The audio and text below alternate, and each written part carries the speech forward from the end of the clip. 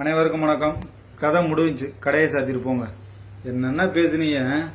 கட்சியை விட்டு ஓரமாக வச்சுட்டாங்க, கட்சியிலே இல்லை, அவர் எங்கே யார் மதிக்கிறா, தனி கட்சி ஆரம்பிக்க போறாரு, என்னென்ன உருட்டுனீங்க. இந்த எப்படி இந்த நரம்பு இல்லாத நாக்கு என்ன வேணாலும் பேசுன்னு சொல்ற மாதிரி நீங்க உருட்டுனதுக்கெல்லாம் அளவே இல்லாம இருந்துச்சு. ஓகே, என்ன உருட்டினாலும் சரி. ஏற்கனவே பாஜகவுடைய தொகுதி பங்கீடு ஏற்கனவே முடிஞ்ச நிலையில அதுக்கப்புறம் ஒரு சில குளறுபடிகள், தொகுதி பங்கீடு நல்லபடியா முடிஞ்சுச்சு.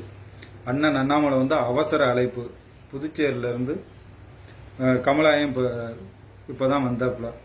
என்ன காரணமாக இருக்கும்?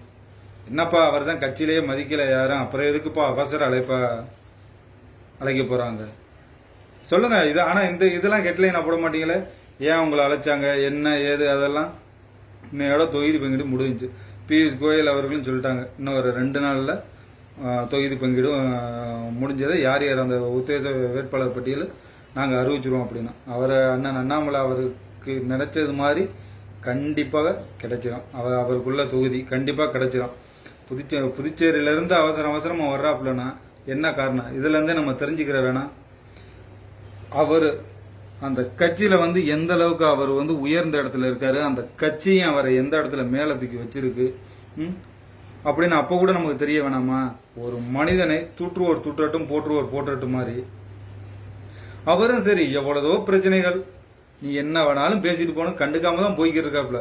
ஆனா எனக்கு ஒண்ணு புரியல. அவரை அண்ணன் அண்ணாமலையை பத்தி பேசலன்னா இங்க பாதி பேருக்கு தூக்கம் வர மாட்டேங்குது. ஆனா அவரை ஏதாவது ஒரு டாபிக் எடுத்தாலும் அண்ணாமலை அவரை பத்தி, அவர் இங்க போனாரு அங்க போனாரு இங்க போனாரு, அதை பத்தி தான் பேசுறீங்கன்னு ஒழிய, ஆனா அவர் இல்லாம இங்க நடக்குதா ஏதாவது ஒரு விஷயம்?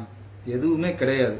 இன்னைக்கு சுத்தளவுக்கு நான் தான் அந்த ஏரியாவில், நான் தான் ராஜான்ற மாதிரி அவர் தான். நீ நல்ல விஷயம் பேசினாலும் சரி, என்னத்தை பேசினாலும் சரி, நான் அரசியலில் இருக்கேன்னு சொன்னாலும் சரி, இல்லை அவர் எங்கிட்ட லஞ்சம் வாங்கிட்டேன்னு சொன்னாலும் சரி, இல்லை தனி கட்சி ஆரம்பிக்கிறேன்னு சொன்னாலும் சரி, எங்கே போனாலும் அந்த ஒரு சுத்தல்ல அந்த அண்ணாமலை அவர் தான் இருக்காப்புல, வேற யாருமே கிடையாது.